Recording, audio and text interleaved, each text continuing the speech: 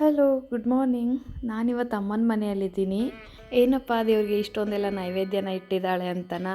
ಇವತ್ತು ವೈಕುಂಠ ಏಕಾದಶಿ ಇದ್ದಿದ್ದರಿಂದ ನಾನು ಬೆಳಿಗ್ಗೆ 4 ಗಂಟೆಗೆ ಎದ್ಬಿಟ್ಟು ದೇವ್ರ ಮನೆಯೆಲ್ಲ ಕ್ಲೀನ್ ಮಾಡಿಕೊಂಡು ದೇವರಿಗೆ 2 ಅಕ್ಕಿ ಹಿಟ್ಟಿನ ದೀಪನ ತುಪ್ಪದ ದೀಪನ ಹಚ್ಚಿದೆ.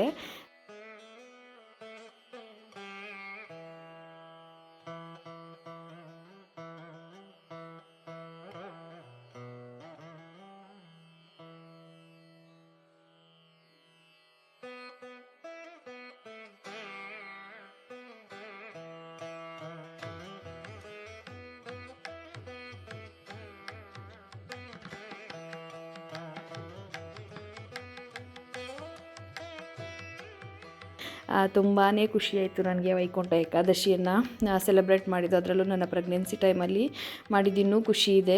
ಯಾಕಂದರೆ ಈ ಟೈಮಲ್ಲಿ ಜಾಸ್ತಿ ಪೂಜೆಗಳು, ದೇವ್ರ ಹಾಡುಗಳು, ನಾಮಗಳು, ಕೀರ್ತನೆಗಳು ಮತ್ತು ಒಳ್ಳೆ ಮೆಲೋಡಿ ಮ್ಯೂಸಿಕ್ಸ್ನ ಕೇಳಬೇಕಿರುತ್ತೆ ಅಲ್ಲ. ಹಾಗಾಗಿ ಇದಂತೂ ತುಂಬಾ ಖುಷಿ ಕೊಡ್ತು. ತುಂಬ ದಿನದಿಂದ ಅನ್ಕೊತಾ ಇದ್ದೆ ಬೇಗ ಎದ್ದು ಬೇಗನೆ ಪೂಜೆ ಎಲ್ಲ ಮಾಡೋದನ್ನ ಕಲಿಬೇಕು ಅಂತ. ಮಾಡ್ತಿದ್ದೆ, ಬಟ್ ಗೊತ್ತಲ್ಲ ಪ್ರೆಗ್ನೆನ್ಸಿ ಟೈಮಲ್ಲಿ ಬೇಗ ಎದ್ದೇಳೋಕ್ಕಾಗಲ್ಲ ಅನ್ನೋದು. ಹಾಗಾಗಿ ಸ್ವಲ್ಪ ಕಷ್ಟ ಆಗ್ತಾಯಿತ್ತು. ಹಾಗೆಯೇ ಏಕಾದಶಿ ದಿನ ನನ್ನ ತಮ್ಮ ಕೂಡ ಬೆಂಗಳೂರಿಂದ ಬಂದಿದ್ದ. ಅವನಿಗೆ ಹೇಳಿದೆ ಇವತ್ತು ಹೋಗ್ಬಿಟ್ಟು ಬರೋಣ ಟೆಂಪಲ್ಗೆ ಅಂತ ಹೇಳ್ಬಿಟ್ಟು. ಇಷ್ಟು ವರ್ಷ ನನಗೆ ಟೆಂಪಲ್ಗೆ ಹೋಗೋದಕ್ಕೆ ಆಗ್ತಾನೇ ಇರಲಿಲ್ಲ. ಯಾಕಂದರೆ ಇಲ್ಲಿ ವೆಂಕಟೇಶ್ವರ ಟೆಂಪಲ್ ಇರಲಿಲ್ಲ ಪ್ರಿಯಾಪಟ್ಟಣದಲ್ಲಿ. ಇದು ಹೊಸ ಟೆಂಪಲ್ನ ಮಾಡಿದ್ದಾರೆ. ಆ್ಯಂಡ್ ಫಸ್ಟ್ ಟೈಮ್ ಏಕಾದಶಿ ದಿನ ಉತ್ತರ ದ್ವಾರದ ಮೂಲಕ ನಾನು ದೇವಸ್ಥಾನದೊಳಗಡೆ ಹೋಗ್ತಾ ಇದ್ದೀನಿ. ಅದು ಕೂಡ ತುಂಬಾ ಖುಷಿ ಇದೆ.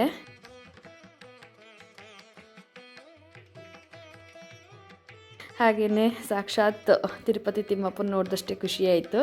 ತುಂಬಾ ಚೆನ್ನಾಗಿತ್ತು ದೇವರು ವಿಗ್ರಹ ಎಲ್ಲ ಮಾಡಿರುವಂಥದ್ದು. ಇನ್ನೂ ಇಂಪ್ರೂವ್ ಆಗೋಕ್ಕಿದೆ ದೇವಸ್ಥಾನ. ಸೊ ಖಂಡಿತ ಇನ್ನು ಮುಂದಿನ ದಿನಗಳಲ್ಲಿ ತುಂಬಾ ಚೆನ್ನಾಗಿ ಇಂಪ್ರೂವ್ ಆಗುತ್ತೆ.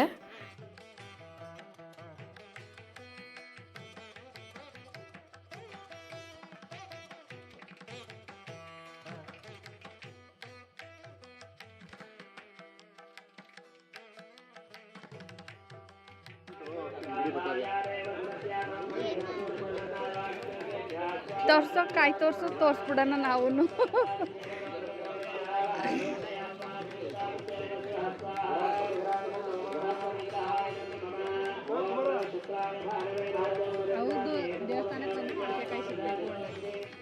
ನಾವು ಮನೆಯಿಂದ ಹಣ್ಣು ಕಾಯಿನ ತೊಗೊಂಡೋಗಿದ್ವಿ. ಅದನ್ನ ಪೂಜೆಗೆ ಕೊಟ್ಟಾಗ ಅರ್ಚಕರು ಅದನ್ನ ಓಪನ್ ಮಾಡಿಬಿಟ್ಟು, ತುಂಬ ಅದೃಷ್ಟವಂತರು ನೀವು, ತುಂಬ ಒಳ್ಳೆಯದಾಗುತ್ತೆ, ಒಳ್ಳೆ ದಿನ, ಒಳ್ಳೆ ಕಾಯಿ ಸಿಕ್ಕಿದೆ, ಮೊಳಕೆ ಕಾಯಿ ಅಂತ ಹೇಳಿದ್ರಂತೆ ನನ್ನ ತಮ್ಮನಿಗೆ. ಅದನ್ನು ತೊಗೊಂಡು ಬಂದ್ಬಿಟ್ಟು ತೋರಿಸ್ತಾ ಇದ್ದ. ಸೊ ಯಾರಾದರೂ ಸರಿ ಒಂದು ಒಳ್ಳೆಯದು ಅಂತ ಹೇಳಿದಾಗ ಖುಷಿ ಆಗುತ್ತೆ ಅಲ್ವಾ. ಅದು ಕೂಡ ಇನ್ನೊಂದು ಸೈಡಲ್ಲಿ ಇನ್ನೂ ಖುಷಿಯಾಯಿತು.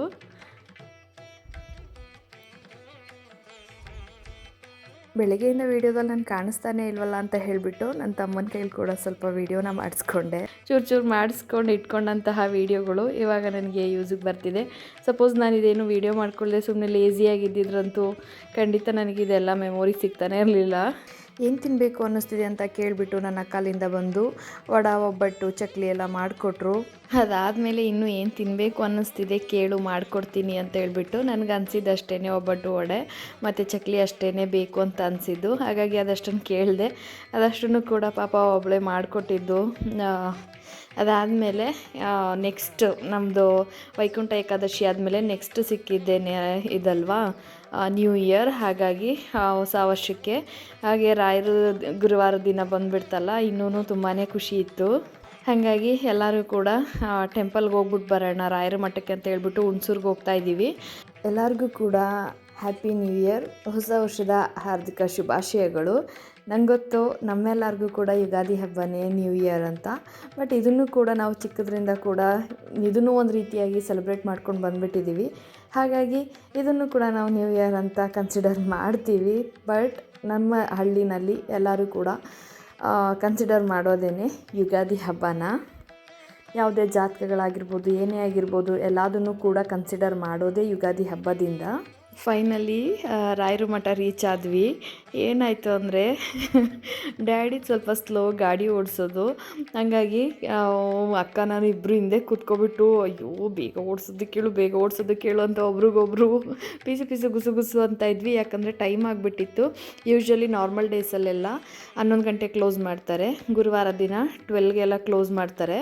ನಾವೇನು ಅಂದ್ಕೊಂಡ್ಬಿಟ್ವಿ ಅಂದರೆ ಕ್ಲೋಸ್ ಮಾಡಿಬಿಟ್ಟಿದ್ರೆ ಏನಪ್ಪ ಮಾಡೋದು ಅಂತ ಫುಲ್ಲು ಟೆನ್ಷನ್ ಆಗಿಬಿಟ್ಟಿತ್ತು. ಅದರಲ್ಲೂ ಬೇರೆ ಅಮ್ಮನ ಡ್ಯಾಡಿನ ಇಬ್ಬರನ್ನೂ ಕೂಡ ಕರ್ಕೊಂಡು ಬರ್ತಿದ್ದೀವಿ, ನಾವೇ ಬಂದಿದ್ರೆ ಏನು ತೊಂದರೆ ಇಲ್ಲ ಅನ್ನೋ ಥರನೂ ಬೇರೆ ಭಯ ಆಗ್ತಾಯಿತ್ತು. ಅಲ್ಲಿ ಬಂದು ನೋಡಿದ್ರೆ ತುಂಬ ಜನ ತುಂಬೋಗ್ಬಿಟ್ಟಿದ್ರು ನ್ಯೂ ಇಯರ್ಗೆ ರಾಯರ ಮಠಕ್ಕೆ. ಹಾಗೆಯೇ ಇಲ್ಲಿ ಬಂದಂಗೆ ಆಂಟಿ ಮತ್ತು ನಮ್ಮ ಚಿಕ್ಕಪ್ಪ ಕೂಡ ಬಂದಿದ್ದರು ಟೆಂಪಲ್ಗೆ.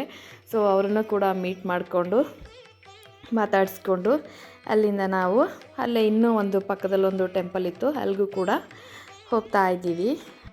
ರಾಯರ ಮಠದ ಪಕ್ಕದಲ್ಲೇ ಈ ಒಂದು ಟೆಂಪಲ್ ಕೂಡ ಇದೆ. ಇದು ಕೂಡ ಈಗ ರೀಸೆಂಟಾಗಿ ಓಪನ್ ಆಗಿದ್ದು. ಆ್ಯಂಡ್ ಇಲ್ಲಿನ ಪೂಜೆ ಎಲ್ಲ ಮುಗಿಸ್ಕೊಂಡು ನಾವು ಮನೆ ಕಡೆ ಹೊರಟ್ವಿ.